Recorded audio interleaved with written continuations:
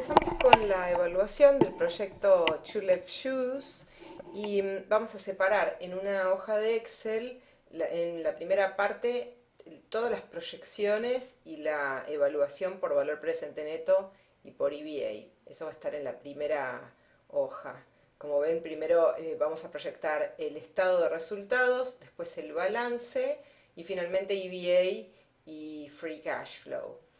En una hoja separada vamos a colocar los supuestos que hemos separado en dos partes, los que están relacionados con la economía y los que están relacionados con las operaciones propias de la empresa.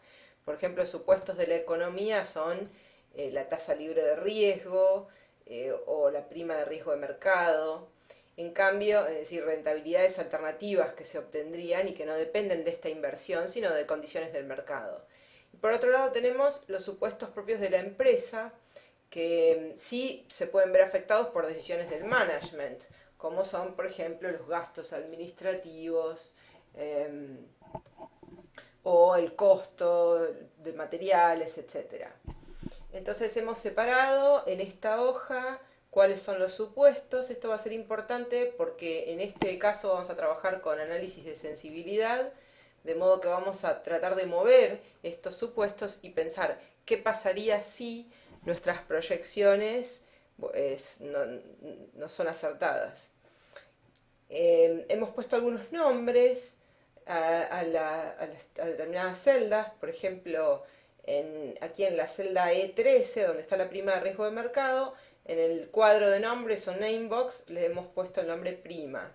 A la tasa libre de riesgo la hemos llamado RF. Eso nos va a servir para buscar los nombres directamente y encontrar estos inputs. Vamos a trabajar hoy, como les decía, con análisis de sensibilidad. Entonces empezamos haciendo la evaluación por valor presente neto y VA y después vamos a tener aquí la sensibilidad y el punto de equilibrio, que bueno, es un caso particular del análisis de sensibilidad. Por separado tenemos una hoja para la tasa interna de retorno, otra donde vamos a calcular el WACC. Vamos a adicionar una tercera metodología de evaluación que no coincide con el EVA y con el valor presente neto, que es el Adjusted Present Value. La vamos a agregar aquí. Y después tenemos finalmente en hojas separadas el análisis de valor, bueno, y el Value Tree. Voy a empezar entonces con, ya tengo cargados los supuestos. Estamos asumiendo inicialmente que esta empresa va a tener una venta en el primer año de proyección de 400 unidades. Estas son las iniciales, que van a crecer en el corto plazo al 10% anual y en el largo plazo al 2%. Es decir, tenemos una tasa G1 y una tasa G2 de crecimiento. Es un modelo en dos etapas.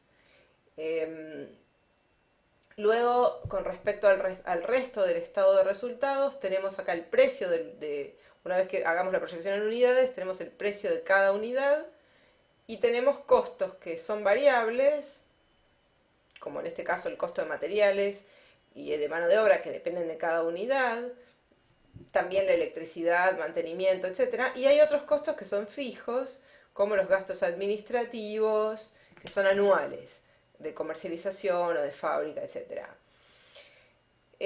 Todo esto lo vamos a usar para la proyección de los resultados, del estado de resultados, y más abajo tenemos datos para proyectar el balance. Cuánto van a representar las cuentas por cobrar, un 15% de ventas. Cuánto va a tener que invertir la empresa en inventarios, un 80% de las ventas. Es decir, que si suben las ventas, tanto las cuentas por cobrar como los inventarios van a requerir una mayor inversión.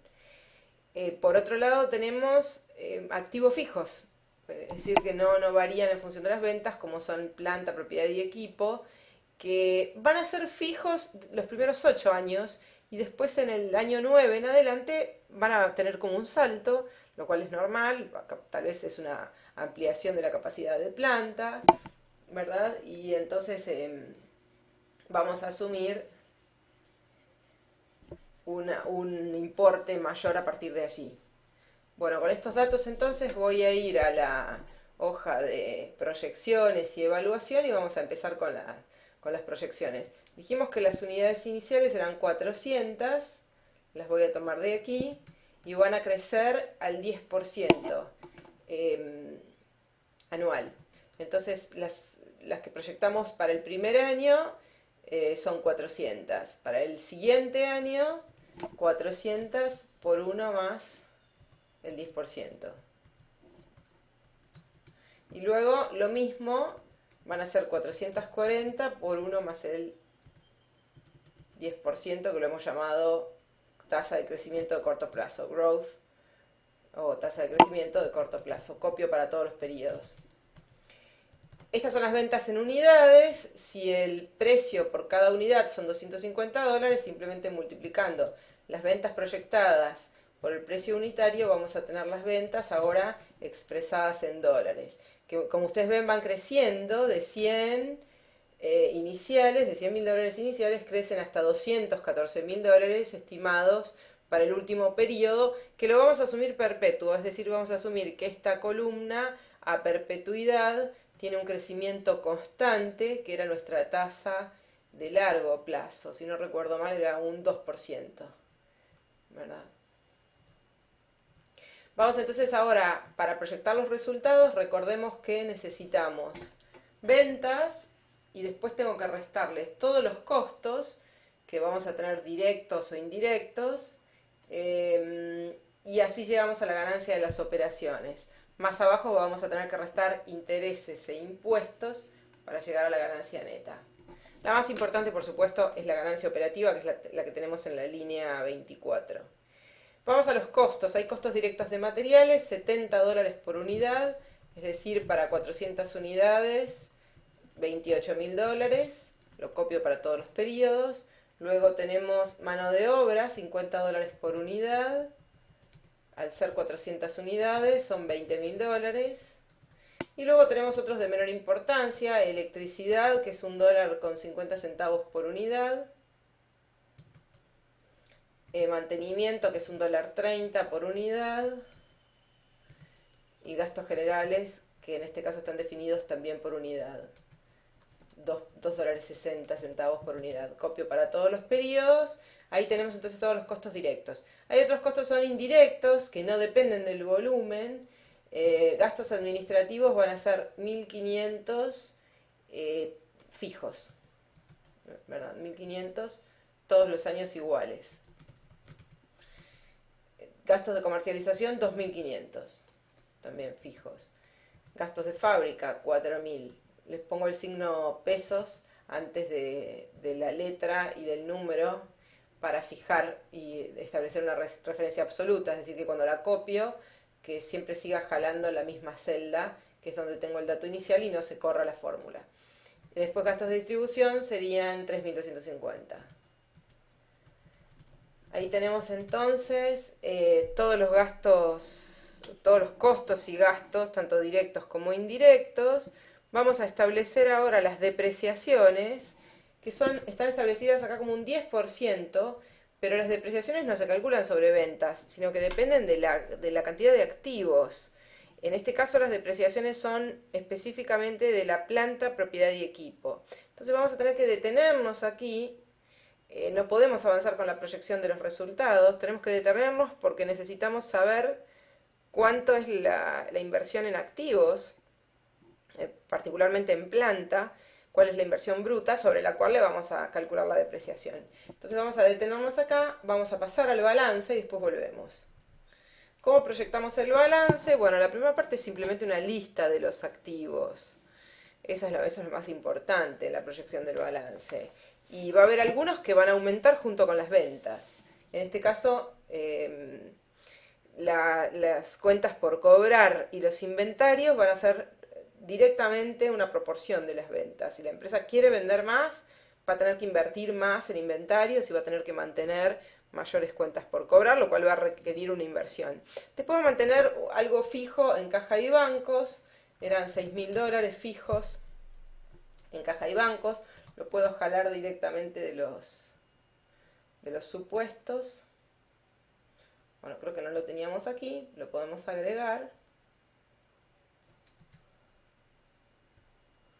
Podemos poner, por ejemplo, aquí,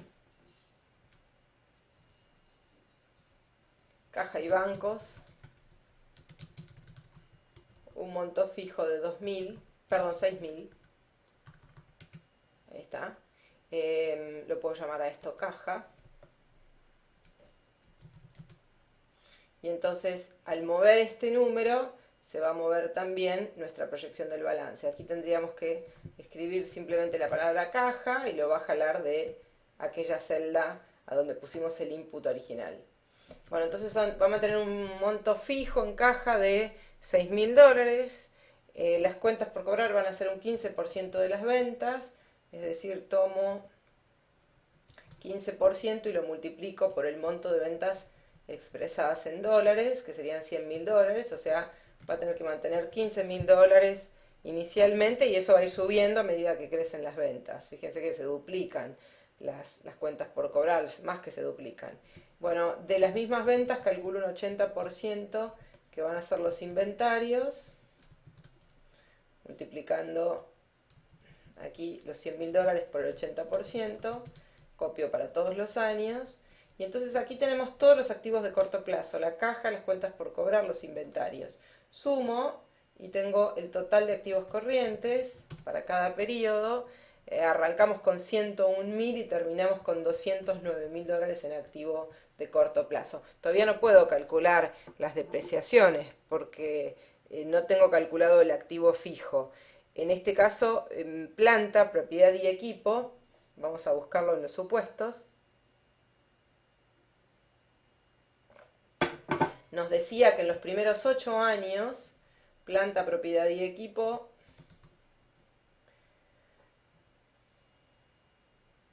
iban a ser $180.000 bruto. Del año 9 en adelante saltan a 250.000.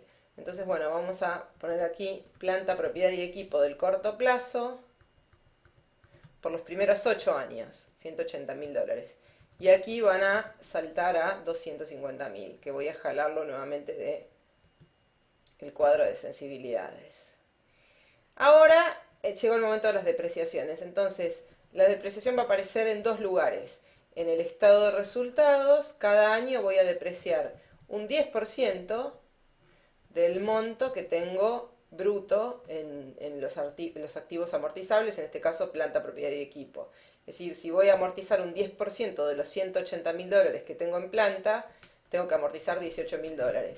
Esto va a ser igual para todos los periodos amortizo $18.000 porque la planta se mantiene en 180 y a partir de ahí la depreciación va a subir porque va a ser un 10% de $250.000. Eso en el estado de resultados, ahí tengo entonces listo el estado de resultados, por lo menos hasta la parte de gastos. Terminemos con el balance. Tenemos entonces planta, propiedad y equipo brutos, hay que restarle la depreciación. Y aquí hay que acumular la depreciación. $180.000 del primer año. Después esto acumulado con los nuevos $180.000. Yo los estoy poniendo con signo negativo. Pueden ponerlo como quieran. Si lo quieren poner con signo negativo lo pueden hacer así. Si prefieren ponerlo con signo positivo, simplemente toman la depreciación de cada año y la van acumulando. Empiezo con 18.000, después 36.000, etc. En este caso, si las puse las depreciaciones con signo positivo, el neto va a ser la resta entre el bruto menos la depreciación acumulada. Vemos que entonces el neto de planta, propiedad y equipo son $162.000 en el primer año. Se va depreciando un poco la planta, se va rompiendo evidentemente y después, bueno, reponemos. Hacemos una inversión en el último periodo que se mantendrá de ahí en adelante. Vamos a calcular en este caso también otros activos de corto plazo. En este caso eran 10.000 fijos. No los teníamos aquí, vamos a agregarlos.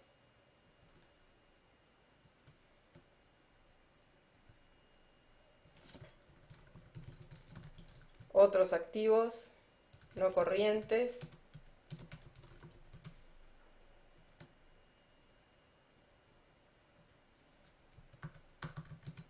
Van a ser 10.000 fijos cada año y no se amortizan, ¿verdad? Bueno, lo copiamos para todos los años. Y ahora el total de activos de largo plazo, fíjense que va a tomar el neto, por supuesto, de la planta, propiedad y equipo, más los 10.000 de otros activos. Vamos a fijar este número para que no se corra. Ahí está. Y ahora copiamos, empezamos con activos de largo plazo por $172.000, bueno, terminamos con 91.000. ¿Cuánto es el activo total? La suma de todo lo de corto plazo más lo de largo plazo. Bueno, el activo total es $273.000 para el primer año. Con esto entonces tenemos proyectado el lado izquierdo del balance, o la primera parte del balance. Vamos a tener que llegar acá al mismo número en la suma de pasivo más patrimonio neto. Necesitamos algunos supuestos. Bueno, en este caso vamos a asumir que de los activos, fíjese que simplemente vamos a calcular proporciones. Esto no afecta en la evaluación en cuanto al número específico que pongamos acá en el balance, sino que la estructura de capital, es decir, el porcentaje que va a estar financiado con deuda o con equity, va al WACC. Afecta el proyecto de inversión solamente a partir de la tasa de descuento. Entonces vamos a asumir que el 10% de los activos van a estar financiados con pasivos de corto plazo, con cuentas por pagar que representan nuevamente un 10% del total del pastel que hay a financiar, que serían $273.000. Un 5% también de los activos va a estar financiado con deuda de corto plazo. Es decir, que el total de pasivos de corto plazo, si sumamos, va a ser unos $41.000 aproximadamente para el primer año. Después un 20% va a ser la deuda de largo plazo. Fijamos el 20%, lo multiplicamos por el total de activos.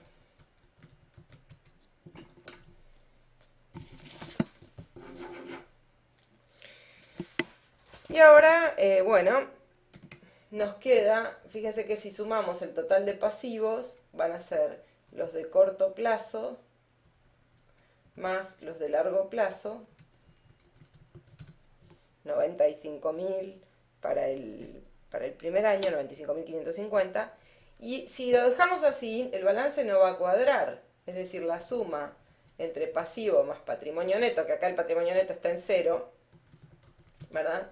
Tendría que ser igual, por ejemplo, si ponemos $1 de patrimonio neto, la suma entre pasivo y patrimonio neto tendría que ser igual al total de activos. Fíjense que acá hay una diferencia, 17.449, es en este caso la diferencia. Entonces, si no tenemos patrimonio neto, por ejemplo, si lo pongo todo esto en 0, aquí aparece cuál es la diferencia. Entonces, voy a usar esta diferencia y decir, bueno, por diferencia calculé cuánto debería ser acá el patrimonio neto. Ahí está, de modo que el activo total menos pasivo y patrimonio neto sea 0. Usé la diferencia para rellenar el dato que me faltaba, que es cuánto dinero van a tener que poner los accionistas si solamente consiguen un 10% de cuentas por pagar, un 5% de deuda de corto plazo y un 20% de deuda de largo plazo. También, por supuesto, podrían decir, bueno, si la suma de todo esto es el 35%, entonces el 65% restante tiene que ser patrimonio neto. Bueno, ahí tenemos entonces finalizado el balance y ahora sí estamos en condiciones de volver al estado de resultados.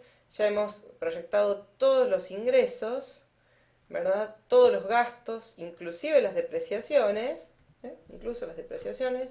No son una salida de caja, pero es importante aquí proyectarlas. Fíjense que si yo quiero sumar el total de gastos, sacar un subtotal acá, de cuántos son todos los costos, tanto directos o indirectos, lo puedo calcular aquí, unos $79.000 tengo en el primer año de gastos, que después van subiendo. Bueno, ¿cuál va a ser la ganancia de las operaciones? Las ventas menos todos estos gastos. 20.590 nos da para el primer periodo. Ahora, esta es la ganancia más importante, que es la que vamos a usar en el cálculo del NOPAT, del ROIC, del EVA, pero si queremos presentar un proyecto, es posible que los accionistas también quieran que presentemos el estado de resultados completo y nos hagan la pregunta de, bueno, ¿cuántos son los intereses? Entonces vamos a proyectar acá los intereses para saber qué tasa. Voy a ir a los supuestos y nos decía que el costo de deuda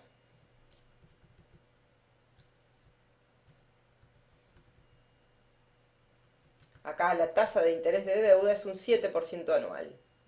El costo de deuda o tasa de interés de deuda es un 7% anual. Ahí está, 7%. A esto lo puedo llamar KD o costo de deuda si quiero. Bueno, ya lo tenía con este nombre, ¿verdad?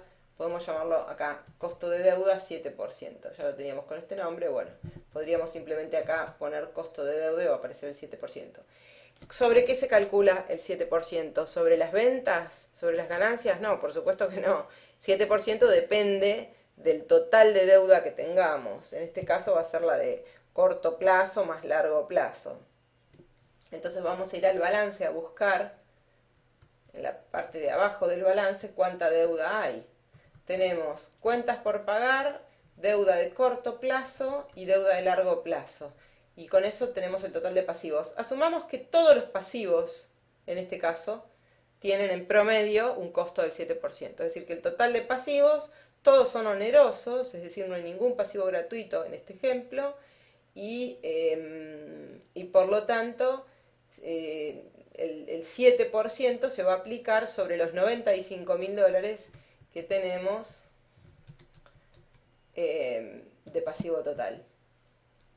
Esto nos da intereses por 6.689. Ven que van subiendo un poquito a medida que la empresa se va endeudando. Perfectamente podríamos acá segregar distintos tipos de deuda, la que genera intereses, la que no genera intereses. En este caso asumimos que todo genera una tasa promedio del 7%. Ahora nos faltan los impuestos, busquemos cuál era la tasa impositiva, aparentemente el 30% anual.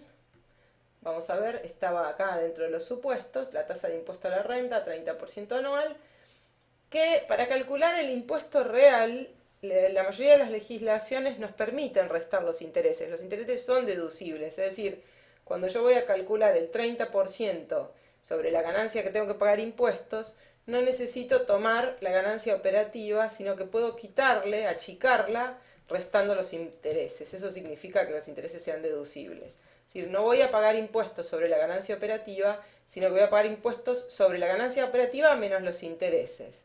Multiplico esto por el 30% y ahí tengo el monto de intereses, de impuestos que la empresa va a pagar.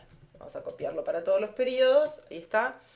Y es el impuesto real. Después van a ver que para el NOPAT, en el cálculo del NOPAT hay una diferencia, porque en el cálculo del NOPAT no vamos a estimar el pago de impuestos sobre la ganancia operativa neta de intereses, sino que vamos a calcular directamente cuál sería el impuesto sobre la ganancia operativa, lo cual es mayor. Es decir, no vamos a estar restando o quitando los intereses de la ganancia imponible, de la ganancia sobre la cual calculamos los impuestos. ¿Por qué vamos a hacer eso? Porque el NOPAT no requiere que calculemos el impuesto real, que es el que está aquí, sino que calculemos el impuesto que hipotéticamente pagaría una empresa que no está endeudada. El NOPAT es un número que no se ve influenciado de ningún modo por los costos del financiamiento. No tiene en cuenta los intereses de ninguna forma y tampoco tiene en cuenta los escudos fiscales que permiten los intereses, que sería esta posibilidad de deducirlos. Bueno, ¿cómo calculamos la ganancia neta? Restando ganancia operativa menos los intereses menos los impuestos. Ahí tenemos ganancia neta para todos los periodos. En este caso, $9.731 para el primer periodo, 13.366 para el segundo. Fíjense que este proyecto es interesante, pues siempre genera ganancias positivas. Es decir, si lo analizo desde el punto de vista contable, y si esta es una proyección contable, la ganancia de las operaciones nunca es negativa, no hay pérdidas. La ganancia neta tampoco, no hay ninguna pérdida. Y y las ventas son crecientes y las ganancias son crecientes. Entonces, si yo hiciera un análisis contable, esto parecería ser buenos números. Sin embargo, eso no necesariamente es cierto al momento de hacer un análisis económico. El hecho de que exista una ganancia contable no significa que haya necesariamente una ganancia económica. Este podría ser un proyecto de baja rentabilidad, incluso inferior al costo de capital, es decir, podría perfectamente ser un proyecto que destruye valor. No lo sabemos. Vamos a tratar de averiguarlo a continuación. Hemos terminado entonces el balance y el estado de resultados. Vamos a aplicar ahora los dos criterios de evaluación. Voy a empezar con el EVA. ¿Cuánto va a ser el EVA del proyecto? Es decir, el valor económico que agrega este negocio. Este número que voy a calcular finalmente aquí, que lo tengo en la celda E30, es el que me va a indicar si estoy en presencia de un buen proyecto de inversión o no. Si agrega valor económico, es decir, si hay una ganancia económica o hay una pérdida económica, según las proyecciones que hemos hecho. ¿Cómo voy a hacer? Bueno, paso por paso. El primer paso va a ser calcular el NOPAT. Voy a buscar en el estado de resultados la ganancia de las operaciones, que dijimos que era un número importante, lo tenemos en la línea 24. Y le voy a quitar los impuestos. Ganancia operativa por 1 menos el 30%, que era el tax, el income tax rate, nos queda el NOPAT. Les recordamos que NOPAT significa Net Operating Profit After Tax. Es decir, ganancia operativa por 1 menos los impuestos. Estoy restándole los impuestos. Calculemos ahora cuál es el capital. ¿Cuál es el capital? Siempre para calcular el capital arrancamos con el activo total, que lo buscamos por supuesto en el balance.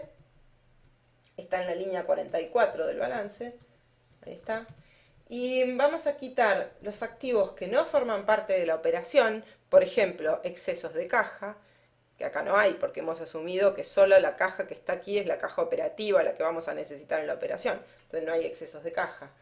Por ejemplo, inversiones en otras sociedades. En este proyecto de inversión no hay. Por ejemplo, activos que son de los accionistas, pero que están en el balance de la empresa por algún motivo fiscal. Aquí no hay. Es decir, estamos asumiendo acá que todos los activos forman parte de la operación. Es decir, que activos no operativos los asumimos igual a 0.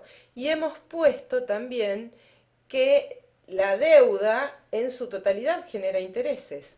No había ningún pasivo gratuito. Podrían ser, ¿qué ejemplos tenemos de pasivos gratuitos? Los proveedores, las ventas anticipadas. En este caso no hay. Por lo tanto, el capital va a ser igual al activo total, menos esto, que es todo 0, me queda el capital exactamente igual al activo total. Si existieran activos no operativos o deudas gratuitas, habría que restarlas. ¿No? Habría que restarlas. Bueno, voy a proyectar un año extra de capital para tener consistencia con las proyecciones. Hemos asumido aquí que la tasa de crecimiento de largo plazo era 2% anual. ¿Lo recuerdan? Que la tasa de crecimiento era 2% anual en el largo plazo. Entonces, si hay que crecer al 2% y no tenemos ningún motivo para pensar que dentro de 8 años va a haber algún aumento de eficiencia, entonces para poder crecer al 2%, el capital también va a tener que crecer al 2%. En otras palabras, para que las ventas crezcan al 2% anual, vamos a tener que invertir también al 2% anual. Entonces le voy a poner acá 1 más, es decir, el capital de la perpetuidad va a crecer al 2%. O sea, lo multiplico por 1 más el 2%. Vamos a calcular entonces ahora el NOPAT y la inversión neta. La resta entre NOPAT menos inversión neta es el free cash flow. Ya tenemos calculado el NOPAT en la línea 52. La inversión neta es la diferencia entre el capital del año próximo menos el que tengo hoy. Por ejemplo, para el primer año, si inicio con $273.000 y el año siguiente voy a necesitar menos, hay desinversión, ¿verdad? Hay desinversión en varios años. Recuerden que la inversión neta es la inversión para crecer. Si la inversión neta es 0, significa que estoy cubriendo exactamente la depreciación. Acá ni siquiera eso, ni siquiera cubro la depreciación. Salvo en los últimos periodos en los que sí va a haber que invertir. Si se fijan aquí, vamos a tener una inversión neta a perpetuidad positiva. Es decir, voy a invertir el 2% del capital cada año. Bueno, el free cash flow va a ser NOPAT menos inversión neta. Por ejemplo, consideren el último periodo. El free cash flow es positivo porque lo que esperamos recibir con las operaciones son $49.000 y vamos a invertir solo $6.000. Entonces quedan $43.000 de free cash flow. En cambio, el año anterior el NOPAT era parecido, eran $47.000 de ganancias que esperamos con las operaciones, pero tenemos proyectado de invertir más que eso. Entonces el free cash flow es negativo porque lo que vamos a invertir, que no es algo malo, sino que es una decisión de la empresa, lo que vamos a invertir supera a lo que esperamos ganar con la operación. Bueno, ahí tenemos entonces en la línea 71 el free cash flow. Esta es una de las metodologías de evaluación. Nos indica simplemente si entra o sale dinero en cada periodo. Calculemos el EVA. Empiezo con la rentabilidad del capital o ROIC, que va a ser el NOPAT dividido el capital. Tengo el NOPAT en la línea 52 y el capital en la línea 57. Por ejemplo, para el primer año, si espero tener $273.000 invertidos que van a generar una ganancia de $14.000 en ese año, entonces es una ganancia del 5%. Bastante baja. Va subiendo. Por ejemplo, fíjense, en el periodo 7 tenemos invertidos $238.000 que están representados por inventarios, caja, planta, propiedad y equipo y otros activos. $238.000 para los cuales en ese año esperamos una ganancia después de impuestos de $41.000. Entonces esto es un 17% de retorno sobre ese capital. ¿Cómo sé si es alto o es bajo este retorno? Bueno, tengo que compararlo con el WACC. Entonces ahora vamos a ir a calcular el costo promedio del capital, que sería el retorno que yo podría obtener en una inversión similar. El retorno que yo podría obtener en una inversión de riesgo similar. En este caso, ¿cómo hacemos para calcular el WACC? Bueno, vamos a emplear el modelo CAPM, Capital Asset Pricing Model, con eso vamos a comenzar. Y para eso necesitamos contar con la estructura de capital proyectada, que aquí está, tenemos la estructura de capital proyectada. Del total de activos habíamos visto que un 35% eran pasivos. ¿Lo recuerdan? Lo vimos en el balance. Fíjense que del total de activos hemos proyectado que 10% eran cuentas por pagar, 5% era deuda de corto plazo y 20% deuda de largo plazo. Es decir, en total un 35% de los activos eran deuda, pasivo. Y el resto, el 65% restante, lo van a financiar los accionistas, es decir, equity. Ahora necesitamos los costos de cada una de estas formas de financiamiento. Y voy a empezar con el costo de la deuda. Este es el más fácil. Es la tasa de interés. ¿Cuánto me cuesta una deuda? O lo que pago de interés al banco. Aquí se pagaba, habíamos dicho en promedio, un 7% por todos los pasivos. Que esto fue lo que usamos para calcular los intereses. ¿Recuerdan? En el estado de resultados. Ahora, ¿cuánto debería ser esta tasa? La que se denomina cost of equity o rentabilidad mínima requerida por los accionistas. Los bancos me están pidiendo un 7% para prestarle dinero a la empresa, pero el accionista también quiere ganar dinero. ¿Cuánto debería ser la rentabilidad mínima del accionista? Bueno, no lo sabemos. Esta es una gran pregunta que siempre se han hecho las finanzas. La vamos a responder con el modelo CAPM, Capital Asset Pricing Model, este modelo de William Sharpe de mediados de los 60, que es tal vez el más utilizado para este tipo de estimaciones. No significa que sea exacto, es una tasa mínima que le vamos a requerir de acuerdo a cómo estamos observando que viene el mercado. Entonces vamos a usar acá tasas de mercado. Lo que vamos a hacer es decir, bueno, si en el mercado, aquí tenemos riesgo, ¿verdad? El riesgo del mercado es 1. Inversiones con riesgo menor a 1, con un beta menor a 1, son menos riesgosas que el promedio. Acá está el mercado. Inversiones con un beta mayor a 1 van a ser más riesgosas que el promedio. Sin correr riesgos, aquí con beta 0, esto sería risk free, igualmente me pagan alguna rentabilidad. Vamos a señalarla acá con el punto rojo. Es la rentabilidad que yo tendría sin correr riesgos. Tengo que buscarla. Por ejemplo, esto puede ser la rentabilidad de un bono, de un T-bill, es la más usual, ¿no? La rentabilidad de un bono americano. Dentro de los supuestos teníamos este dato, lo habíamos llamado RF, que era la tasa libre de riesgo, 2% anual. Por ejemplo, la rentabilidad de un bono. Entonces podemos contestar esta pregunta. Sabemos que sin correr riesgos, es decir, en el eje vertical donde el riesgo es 0, igual ganamos un 2%. Ese sería el mínimo que le vamos a pedir a cualquier inversión. Menos que eso no queremos, porque podríamos invertir en ese bono que está disponible hoy, que se puede ir y comprar hoy en dólares, 2% en dólares. Ahora, ¿cuánto rinde en promedio el mercado? Es decir, si yo tomo este otro punto aquí, la rentabilidad del mercado, ¿cuál sería esa rentabilidad? Por ejemplo, si yo en promedio decido invertir en acciones del Standard & Poor's o en inversiones riesgosas, promedio, ¿cuánto gano? No tenemos ese dato, pero tenemos un dato parecido, que es la prima de riesgo de mercado, 6% anual. ¿Qué significa la prima de riesgo de mercado? Sería el rendimiento adicional por encima de un bono libre de riesgo.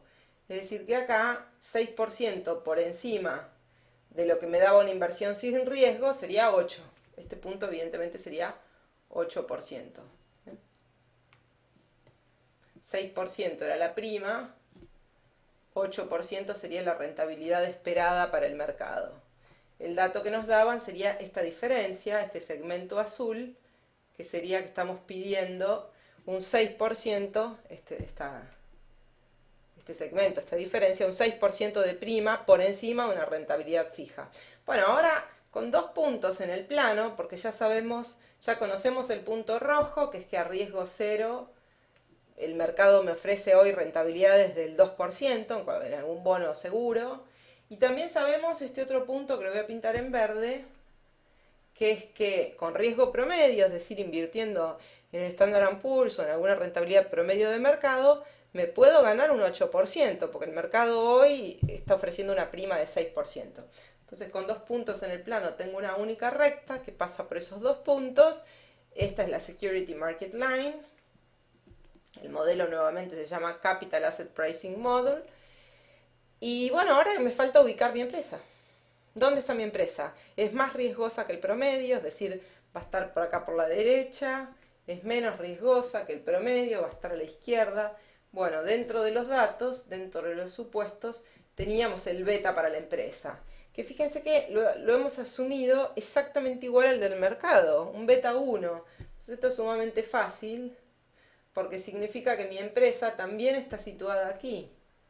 Si mi empresa tiene este riesgo, ¿qué rentabilidad mínima le tengo que pedir? Bueno, para riesgos iguales a 1, el mercado está ofreciendo un 8%. Es decir, que mi empresa sería un muy mal negocio si me ofrece menos que eso, si me ofrece menos de un 8%.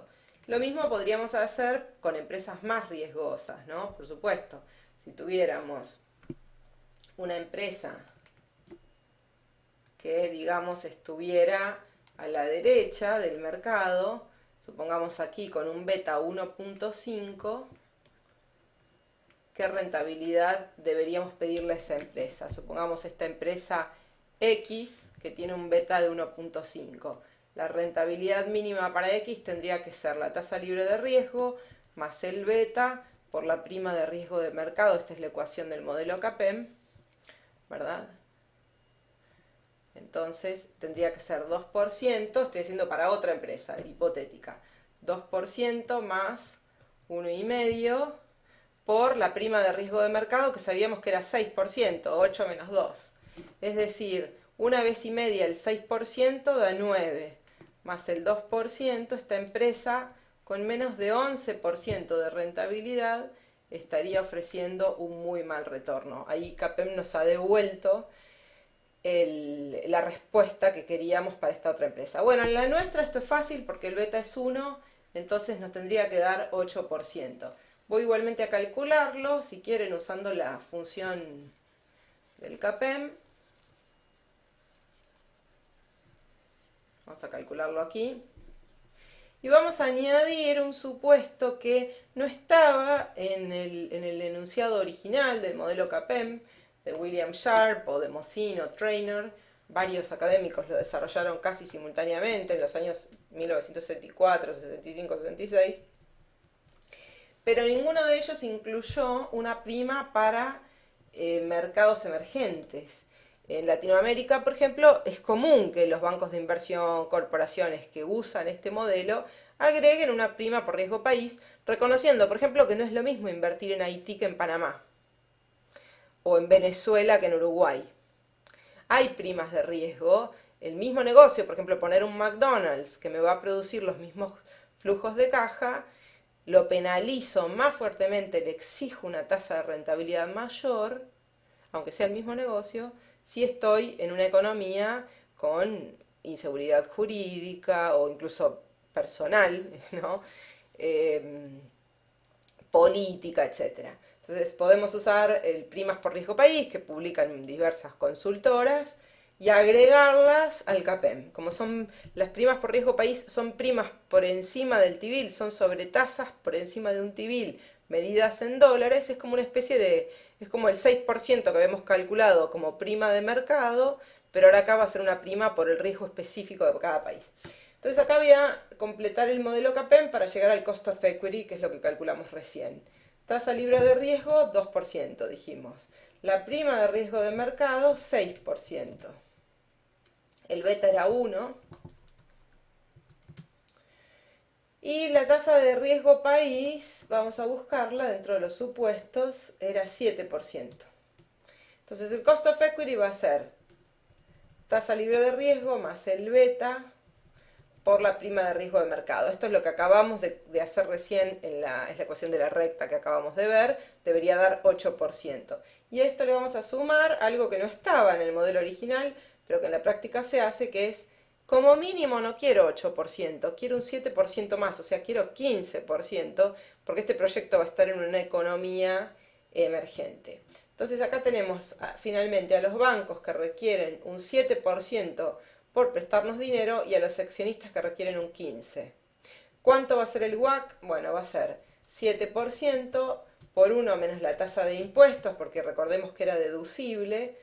Todas las formas de financiamientos que son deducibles, debemos restarles acá el tax. Típicamente son dos, el leasing y la deuda. Típicamente son esas dos, nunca el equity.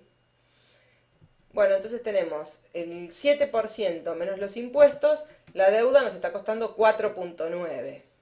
¿Y qué proporción de deuda hay? Un 35%. Más 15%, que es lo que cuesta el dinero de los accionistas, y qué cantidad hay de ese dinero, 65%. No es una sorpresa que el WACC tiene que quedar en algún punto intermedio entre el costo más bajo y el más alto. 11,47 nos queda el WACC. ¿Verdad? Bueno, ahí lo tenemos. Podríamos aplicar también Modigliani-Miller, la proposición 2 de Modigliani-Miller, para calcular aquí lo que sería el WACC de una empresa no apalancada. Esta empresa claramente tiene deuda, 35%. Podríamos calcular acá cuánto sería el WACC de una empresa no apalancada. Y podríamos calcular cuánto sería el costo de capital, por supuesto, que vamos a usar para descontar escudos fiscales en la metodología que vamos a agregar, aparte del flujo de caja y del EVA, que es la llamada Adjusted Present Value. Entonces, para eso va a ser conveniente calcular acá el cost of equity. Fíjense que en una empresa como esta, que está apalancada, la rentabilidad mínima que piden los accionistas es 15%, ¿verdad? 15%. Entonces yo acá uso la fórmula de Modigliani-Miller, digo, bueno, vamos a poner cualquier número aquí, ¿no? Voy a poner, por ejemplo, 0.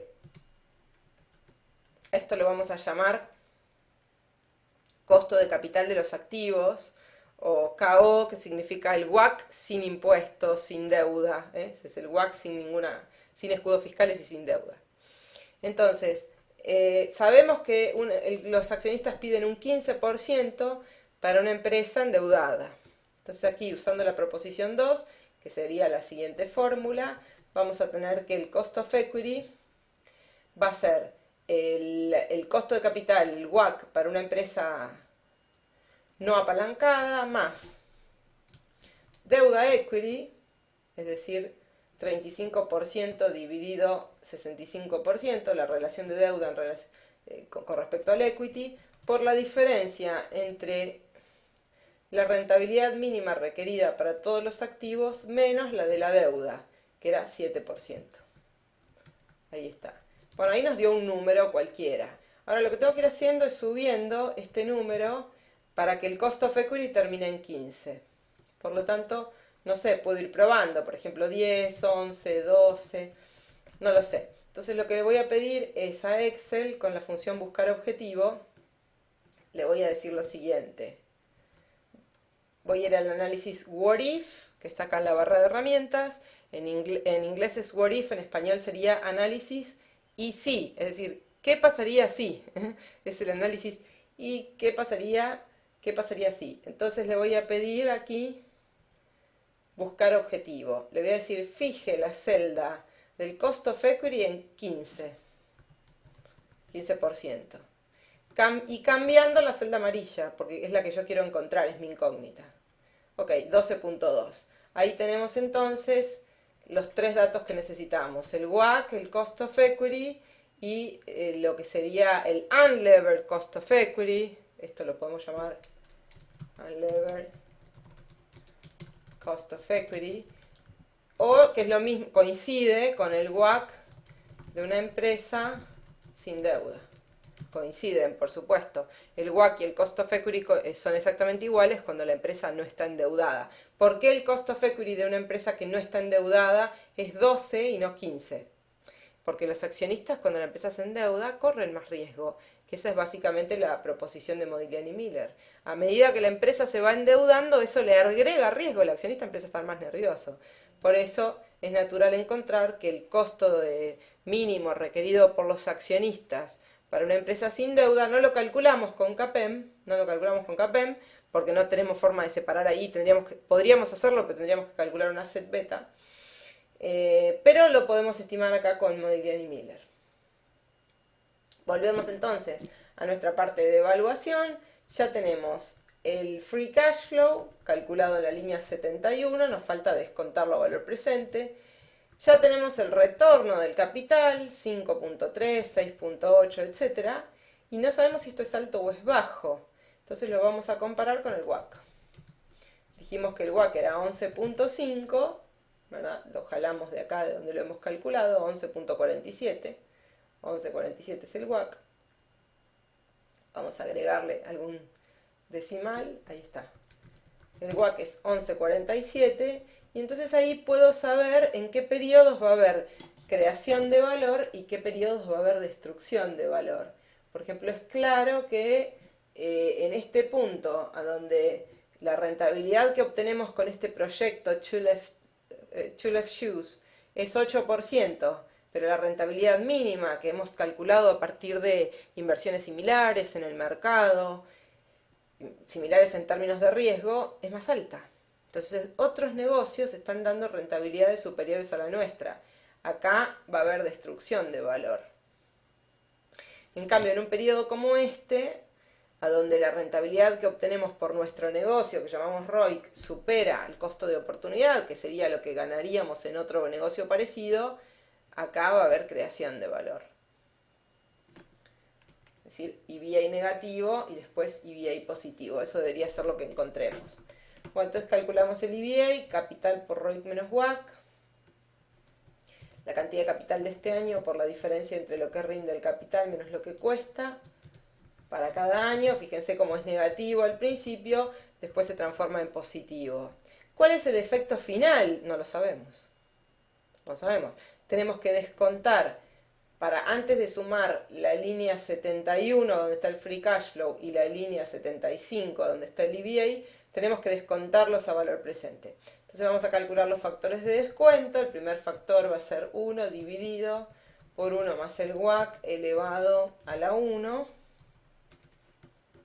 Después lo mismo pero elevado al cuadrado y así para todos los periodos.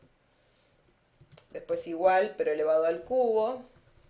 Y el último factor es el factor de descuento de la perpetuidad, 1 dividido el WACC menos la tasa de crecimiento de largo plazo, que era 2%, es decir, 1 dividido el WACC menos el 2% por el factor anterior.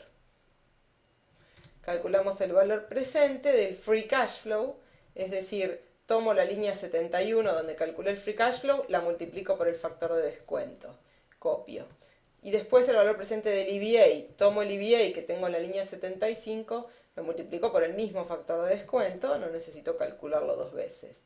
Si sumo todo el EVA, me da 54.496, indicando que es un buen negocio, es positivo el EVA. El valor agregado es positivo, es decir, la creación de valor descontada a valor presente supera la destrucción de valor. ¿Cómo calculamos acá el valor presente neto? Hago lo mismo, sumo los free cash flows que teníamos en la línea 71, pero no tengo que olvidarme, para que el valor presente sea neto, de restarle el capital inicial, $273.000. Y aquí entonces vamos a tener, perdón, que lo que tengo que sumar no es el free cash flow, sino el valor presente del free cash flow. Disculpen, la línea que tengo que sumar no es la 71, sino el valor presente de la 71, es decir, la línea 78. El valor presente del free cash flow menos el capital inicial, esto va a ser el valor presente neto, por supuesto es exactamente igual al EVA.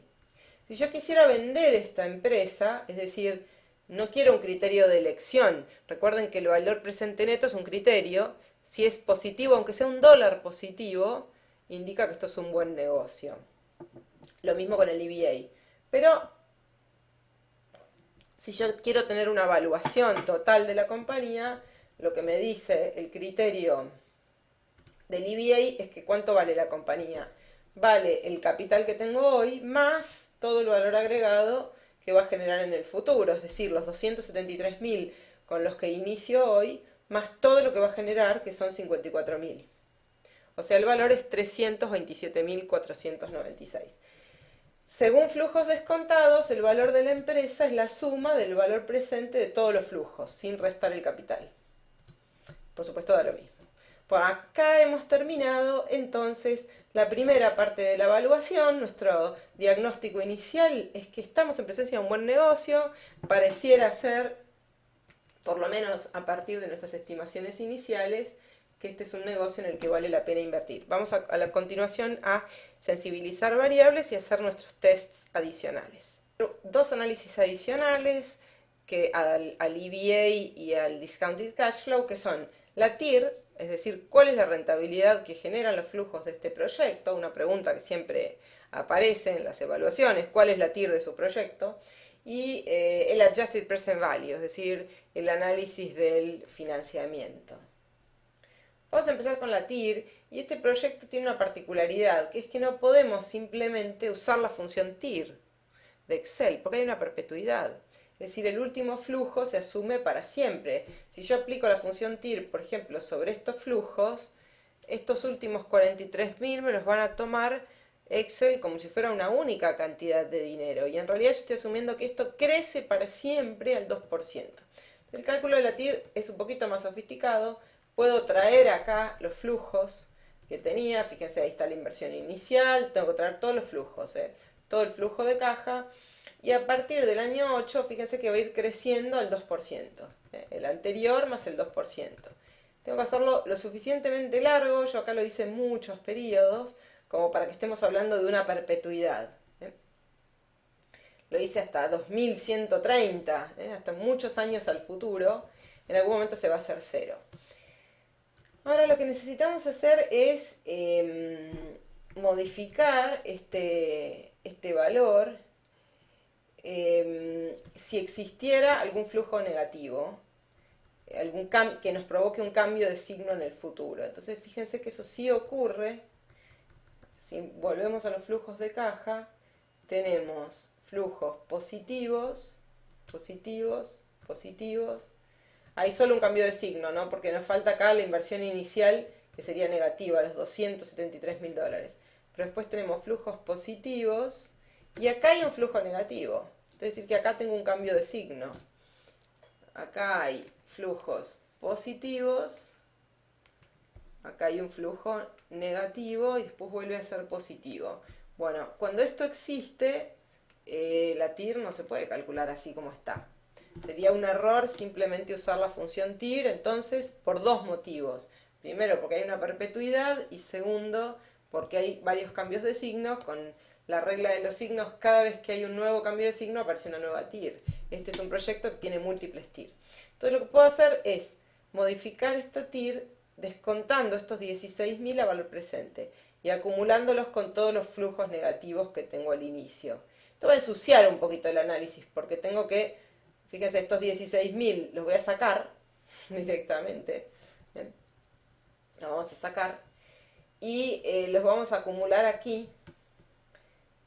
Va a ensuciar un poquito el análisis, ¿por qué? Porque voy a necesitar tomar el valor presente de estos 16.000. Ahora vamos a ver en qué periodo tendrían que estar descontados. Vamos a multiplicarlos, están en el año 8, ¿verdad? Por 1 más el WACC elevado a la 8. Entonces ahí acumulé 273.000 más el valor presente de estos 16.000, ahí está, me quedan 311.129. Y saqué este flujo que me molestaba aquí, que vamos a poner el 0. Ahora, esto ensucia un poquito el análisis porque fíjense que no calculé simplemente la tira a partir de los flujos, sino que tuve que asumir un costo de capital, ¿verdad? Bueno, pero de otra forma no podríamos ahí encontrar una única TIR. Habría muchas y no hay ninguna forma de elegir entre ellas, simplemente no tienen significado económico. Calculemos los factores de descuento. Yo ahora, como quiero encontrar la TIR, lo que necesito es, para toda esta perpetuidad larguísima, encontrar a qué tasa el valor presente neto se hace 0. Entonces voy a calcular, vamos a borrar esto, voy a calcular en la celda esta amarilla, vamos a poner una determinada tasa. Por ejemplo, ¿qué pasa si descuento al 10%? Inventada la tasa, después la voy a cambiar. Cualquier tasa, podría poner 0, cualquier número. Calculemos los factores. Al 10%, el primer factor sería 1 dividido por 1 más esta tasa, que no sé todavía cuál es, elevado a la 0. Es decir, la primera inversión no la estoy descontando. Después lo mismo, pero elevado a la 1. Y así para todos los periodos, elevado al cuadrado, etc. Estoy calculando todos los factores de descuento correspondientes a... Ahí está. En algún momento fíjense que se hacen 0 los factores, van bajando, en algún momento se hacen 0 y por eso no necesito una proyección eterna, sino con proyectar muchos periodos, ya en algún momento se van haciendo 0. Ahí tengo los factores, ahora el valor presente sería el flujo de caja por el factor, estoy volviendo a calcular valor presente, eso es lo que estoy haciendo, ¿no? Y ahora quiero empezar a encontrar qué tasa hace que la suma de todos estos valores presentes me dé 0. Este número tiene que ser 0. Entonces, por ejemplo, probemos con el 11%, 12%. Me voy acercando, ¿ven? 13%. Bueno, ahí se transformó negativo. Tiene que estar entre el 12 y el 13 o por ahí. Entonces, lo que vamos a hacer es ir a datos, buscar objetivo, o goal seek en inglés, y le voy a decir, fije la celda del valor presente neto igual a 0. Cambiando la celda amarilla, encuentre la celda amarilla, cuánto tendría que ser el valor de la celda amarilla, que es arbitrario ahí, para que el valor de la suma del valor presente neto sea 0. Ahí está, 12,09%. 12,09%. Tengan precaución con que si quitamos, acá vaciamos alguna celda, me puede quedar, al vaciar la celda, puede dar un error la función IRR, la función TIR, pero la del valor presente tendría que estar ok. No, la de valor presente tendría que estar ok. Esta no se ve afectada, aunque deje una celda en blanco, fíjense. Bueno, puedo probar si quieren con la función IRR, la función TIR, ahora que tengo todos los flujos negativos al principio y a partir de ahí todos positivos. Y tengo una perpetuidad. No es que corté los flujos, sino que tengo una perpetuidad.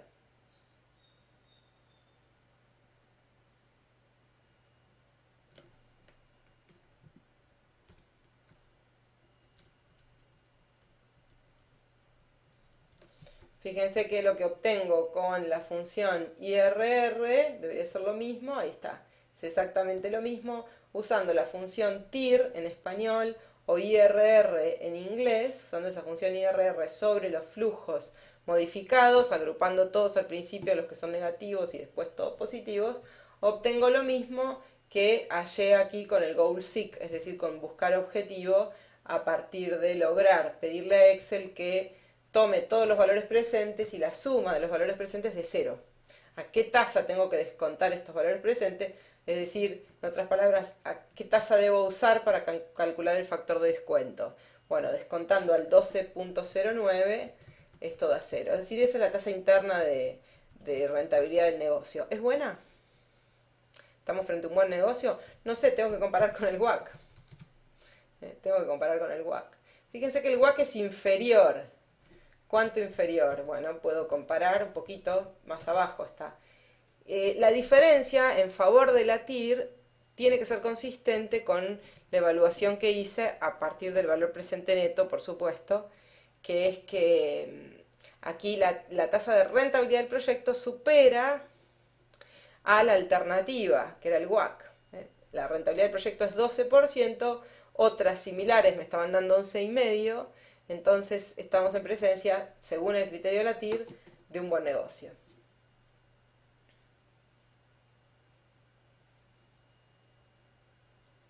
Vamos ahora entonces a calcular el Adjusted Present Value para este proyecto. Esta es una metodología alternativa, no va a dar el mismo resultado que el valor presente neto. Este es un valor presente neto ajustado. ¿Para qué casos? Bueno, para los casos en los que los proyectos cambian su estructura de capital o que esperamos cambios, es decir, que se endeudan o se desendeudan y no se mantiene estable la estructura de capital. O para casos en los cuales esperamos cambios impositivos, por ejemplo, un programa de reducción de alícuotas impositivas por parte del Estado. Algo poco frecuente, pero puede pasar. Entonces, bueno, ¿en qué consiste el EVA? Tenemos que empezar con el Free Cash Flow, que es el que ya lo teníamos siempre calculado. Lo teníamos acá en la línea 71. Simplemente lo voy a traer, lo voy a copiar. Tenemos que calcular un factor de descuento, pero no vamos a usar el WACC. No vamos a usar el WACC. El factor de descuento aquí va a ser el Unlevered Cost of Equity, que lo teníamos calculado, es el que calculamos hace un rato con la fórmula de Modigliani-Miller, 12.2%. Lo hemos llamado KO. Entonces, ¿cómo sería el factor de descuento? 1 dividido 1 más este Unlevered Cost of Equity elevado a la 1. Luego lo mismo, pero elevado al cuadrado, etcétera. Al cuadrado, al cubo, etcétera. Y el último va a ser 1 dividido este Unlevered Cost of Equity menos la tasa de crecimiento a perpetuidad, que era 2%, por el factor anterior.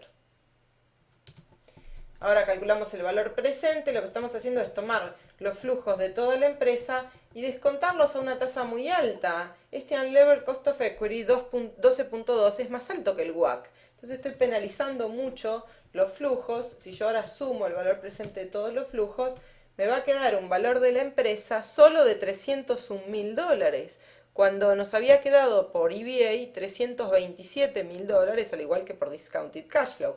¿Por qué este valor es tan chico? Porque no incluye el valor presente de los escudos fiscales. Acá hemos asumido que no hay escudos fiscales. Este es el valor que tendría la empresa si solo fuera financiada por sus accionistas. Ahora, usando el principio de la aditividad del valor presente neto, que es muy conveniente, vamos a sumar el valor presente de los ahorros impositivos, de los escudos fiscales. ¿Cómo los calculamos? Bueno, a ver, tenemos que buscar en el estado de resultados si esta empresa va a pagar intereses y cuántos intereses.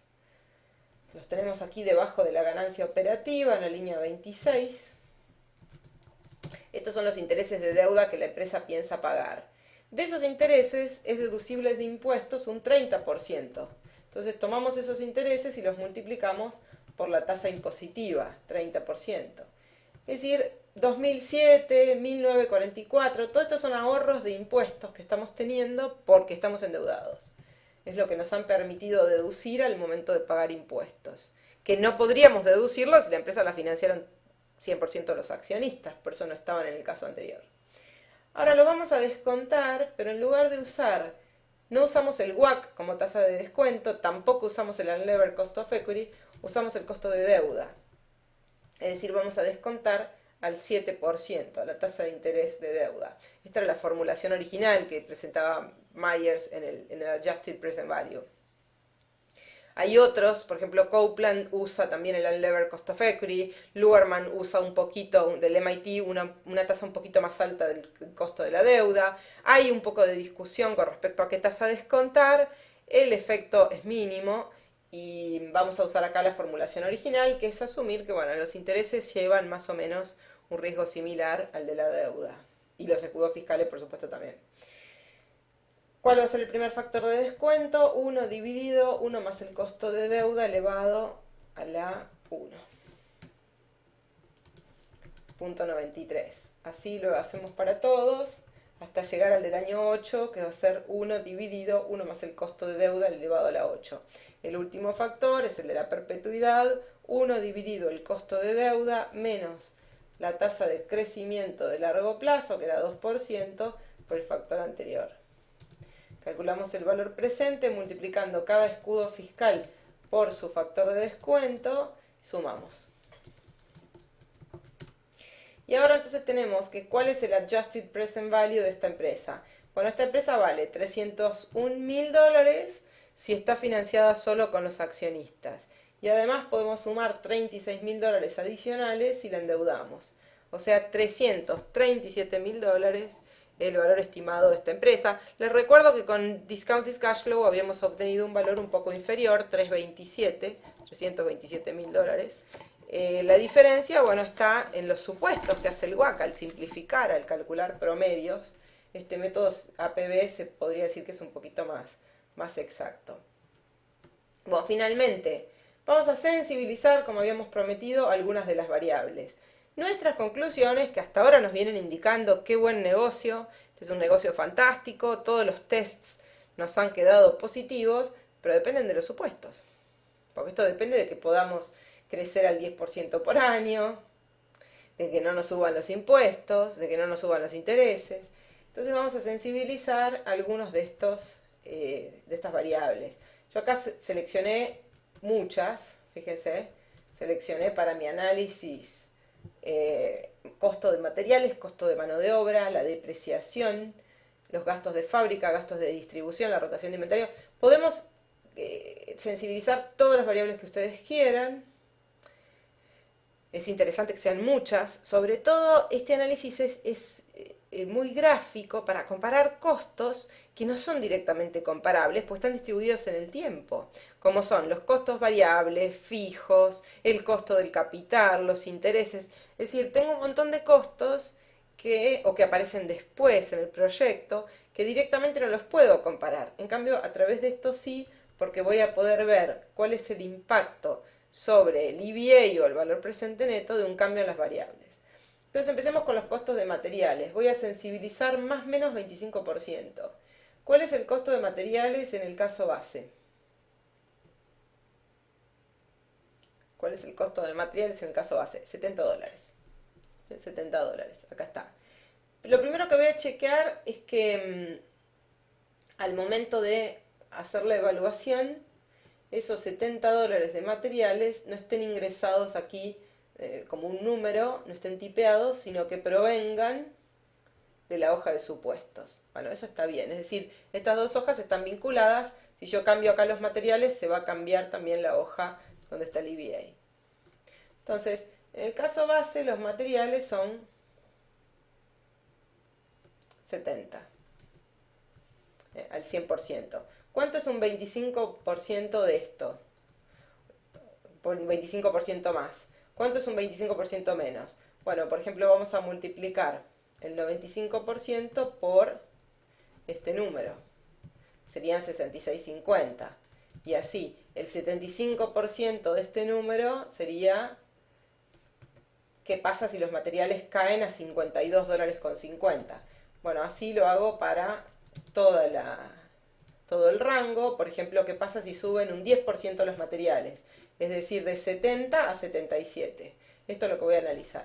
Bueno, voy a simplemente tener la precaución de no dejar fórmulas acá, por lo cual copio esto y le pongo paste special values, pegar valores. Es decir, que ahora si voy a cada celda, fíjense que está el número 63, no hay más una fórmula. Para trabajar con las tablas de sensibilidad de Excel, lo que quiero es tomar toda esta hoja y recalcularla por completo, entera, toda la hoja del EVA, y que me diga cómo terminan estos dos números, cómo termina el EVA, para distintos números de materiales, poniendo acá 70, 77, un poquito más, un poquito menos. Eso lo hace automáticamente Excel de la siguiente forma. Dejo esta celda en blanco y acá pongo lo que quiero sensibilizar, que en este caso es el EVA.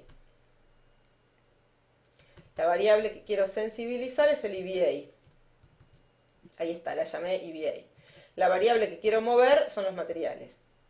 La que quiero sensibilizar el EVA, la que quiero mover son los materiales. Y bueno, ahora entonces simplemente voy a pintar toda la tabla y voy a ir a datos, what if, o sea, el análisis qué pasaría si, y voy a usar, no voy a usar en este caso el goal seek, sino la función que está debajo, que es la tabla de datos. En fila no pongo nada y en la columna voy a poner que el input es este, es decir, el número que tiene que mover Excel son los $70 de costo de materiales. ¿Ok? Y bueno, aquí me quedó entonces la sensibilidad para el costo de materiales. ¿Cómo la interpretamos?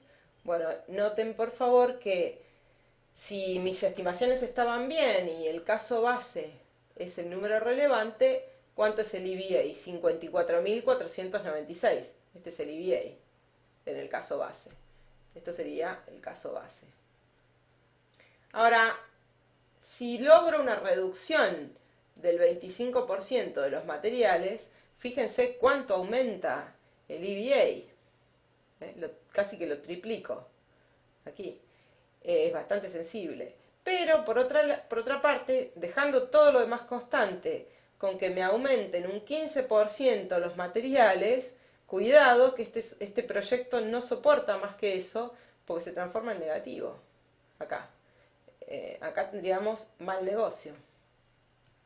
Todo lo demás constante, no puedo negociar acá, por ejemplo, un 20% de aumento en el costo de materiales mataría mi negocio. Es bastante sensible porque dentro de este rango analizado, más o menos un 25%, las conclusiones se modifican. O sea, si me equivoqué en un 25% en el costo de materiales, en mi estimación, y bueno, la conclusión inicial estaba mal. La conclusión inicial de que esto era un buen negocio. Veamos otras variables, lo voy a repetir a esto mismo para otras variables como la mano de obra, la depreciación. Mano de obra, en el caso base, ¿cuánto era? $50. Entonces ahora voy a tomar, bueno, $50 por el 95%. Vamos a ir bajando más o menos 25%. Por ejemplo, $50 más el 25% van a ser $62,50. Tomo la precaución de copiar todo esto y pegarlo como valores. Ahí está, entonces ya no me quedaron fórmulas acá.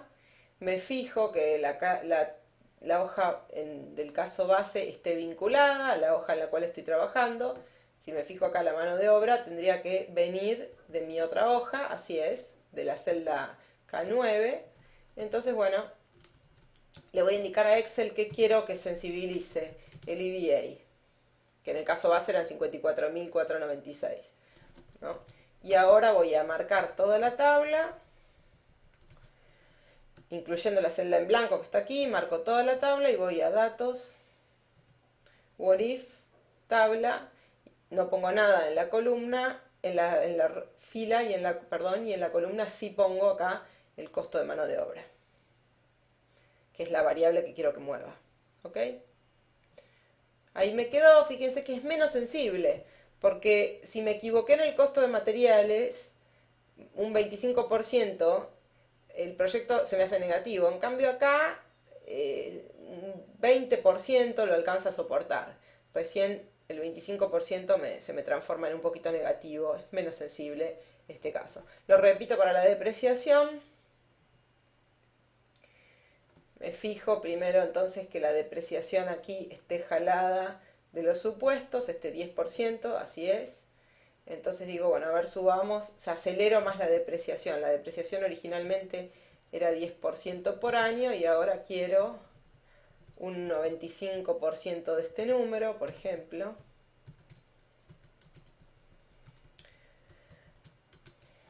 Lo quiero subir o bajar, más o menos un 25%. Vamos a fijar la celda para poder copiarla. Lo voy a volver a hacer. Ahí está, ahora sí.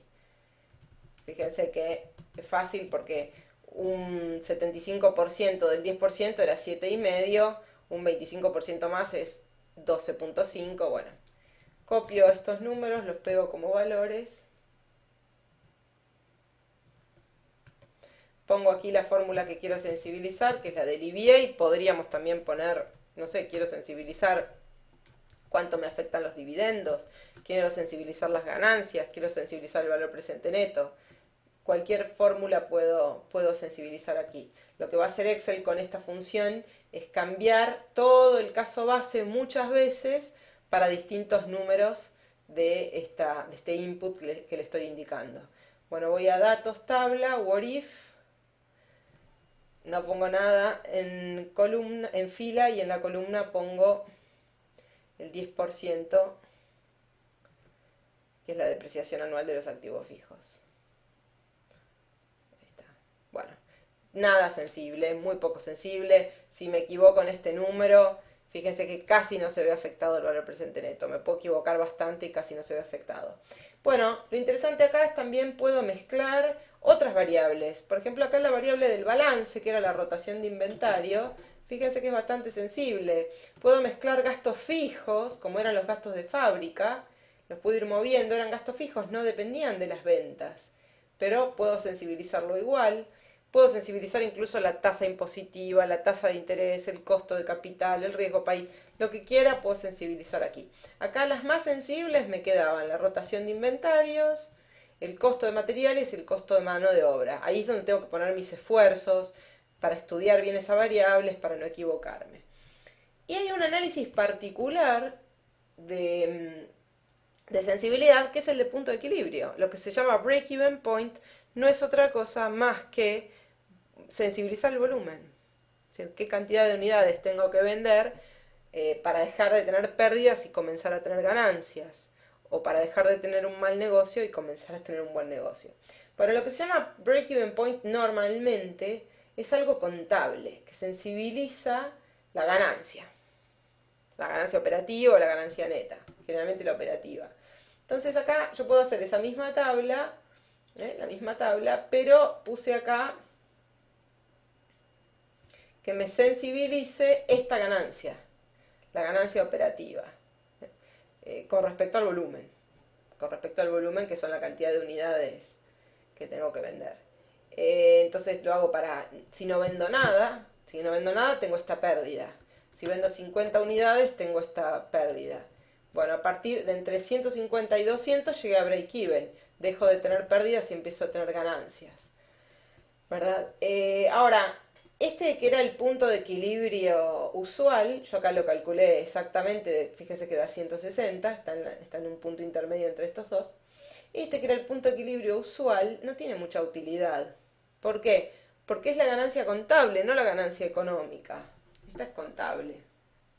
Yo podría perfectamente tener una ganancia contable al mismo tiempo que una pérdida económica, cuando el proyecto no alcanza para superar el costo de capital. Entonces esa siempre da bastante buena, bastante baja, es decir, necesito pocas unidades para alcanzar la ganancia contable, pero si yo le agrego el costo de capital y la cantidad de capital invertido, entonces lo que tengo que calcular no es la sensibilidad del volumen de zapatos en este caso con respecto a mis ganancias, sino con respecto al EVA o al valor presente neto, que es lo mismo.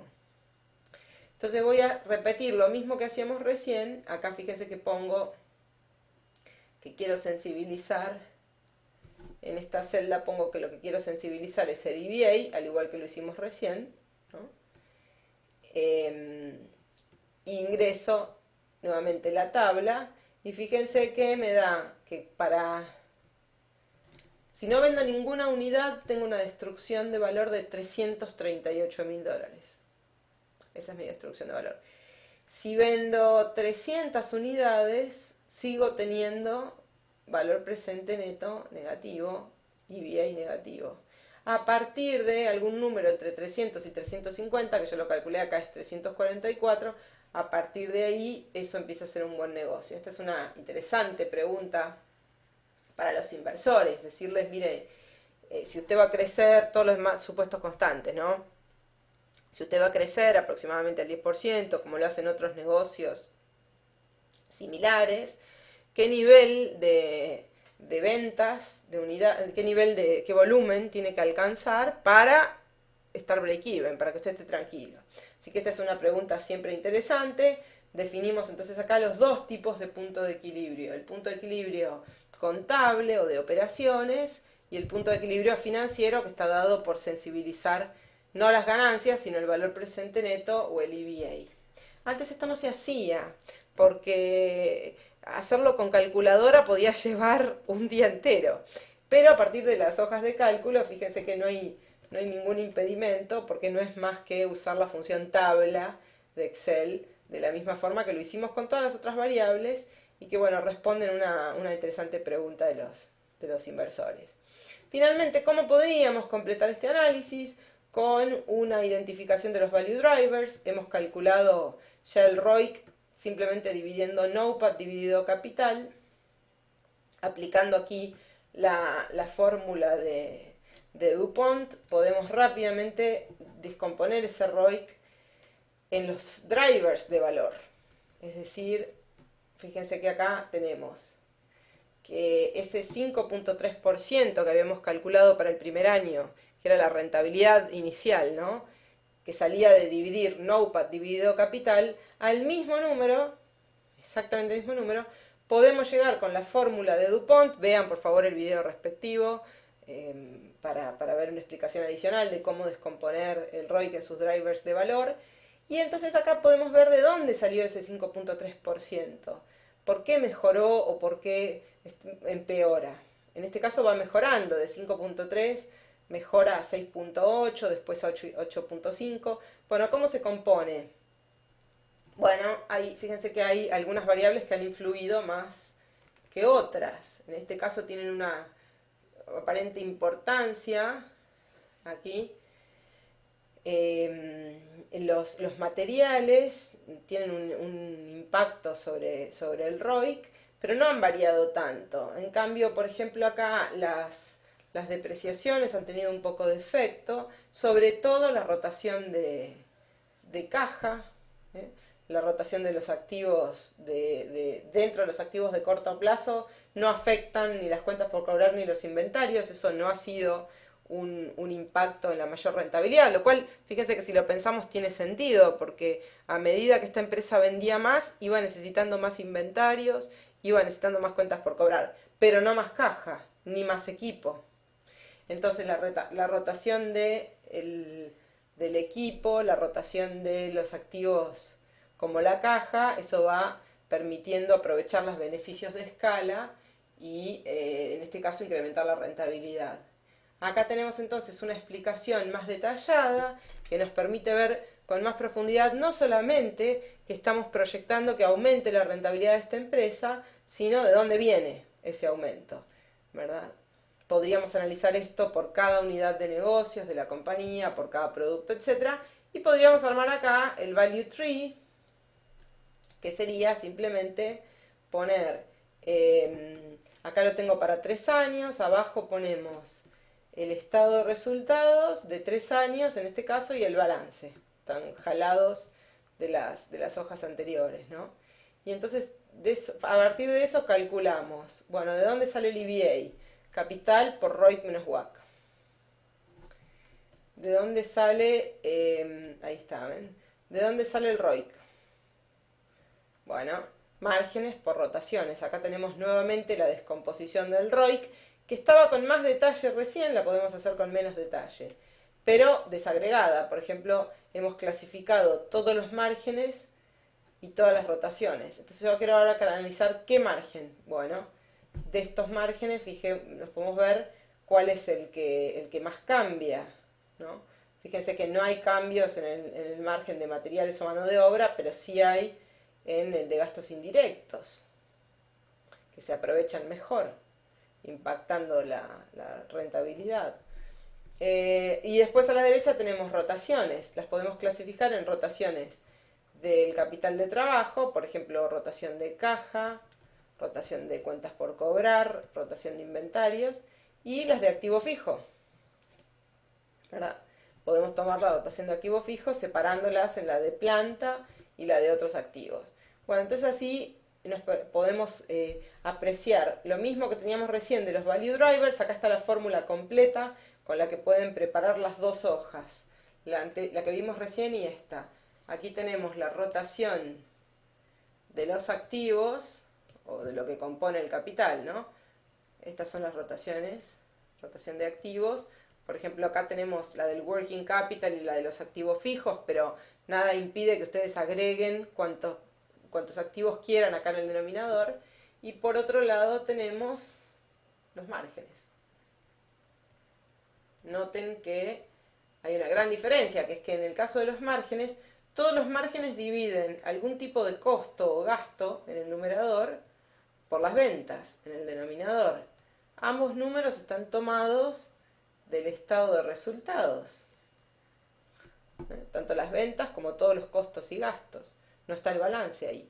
En cambio, la rotación de activos tenemos las ventas, sales, pero en el denominador está el capital total invertido para lograr esas ventas. Por eso la comparación entre ventas y qué activos necesité para lograrlas, ya sea necesité más inventarios, necesité más cuentas por cobrar, pero me las puedo ingeniar con el mismo manejo de caja, con la misma planta, etc. Eso me da la rotación de los activos. La multiplicación entre márgenes y rotaciones es lo que finalmente llamamos retorno sobre el capital invertido. Bueno, esperamos que les haya gustado el proyecto de inversión. En este caso entonces hemos proyectado el balance, proyectado los resultados, hemos hecho diversos tests para evaluar este negocio. Como criterios de evaluación hemos usado el free cash flow, ¿verdad? Descontado, es decir, el valor presente neto, y el EVA. Hemos usado la TIR también como criterio de evaluación de este negocio. Hemos usado el Adjusted Present Value. Los 4 criterios, si bien no siempre dan el mismo resultado, los primeros 3 deberían dar un resultado consistente, pero no necesariamente este cuarto. Pero en este caso todos los tests han resultado en que estamos en presencia aparentemente de un negocio interesante. Además hemos sensibilizado qué pasaría si nos equivocamos en estos supuestos. Es decir, nuestra conclusión de que esto es un buen negocio depende de lo que hemos proyectado, de cuánto vamos a vender, de cuánto van a ser los costos, de cuál va a ser el riesgo. Entonces hemos sensibilizado acá las principales variables y incluyendo, por supuesto, el volumen necesario para que esto comience a ser un buen negocio, puesto que es un startup, es importante. hemos hecho un análisis de riesgos, es decir, un promedio ponderado de todos los costos de financiamiento, observando no solamente los números de este negocio, sino también qué está pasando en la economía, cuánto rinden inversiones similares. Y finalmente, ya que es un buen negocio o que aparenta serlo, nos hemos preguntado, bueno, ¿cómo se compone esa rentabilidad interesante que hemos visto? ¿Cómo se compone el árbol de valor? Estamos diciendo, bueno, vamos a crear valor o a destruir valor, de dónde sale ese árbol, de dónde sale ese valor que estamos aquí asumiendo. Bueno, esperamos les resulte interesante o útil el negocio. Pueden descargar, por supuesto, este Excel dentro del material complementario de nuestro libro Evaluación de Proyectos para Emprendedores. Está disponible en versión física, impresa, y también por Amazon, y también en una versión electrónica que se puede leer en cualquier dispositivo, tableta, Kindle o cualquier computadora. Bueno, muchas gracias, nos vemos en la próxima oportunidad.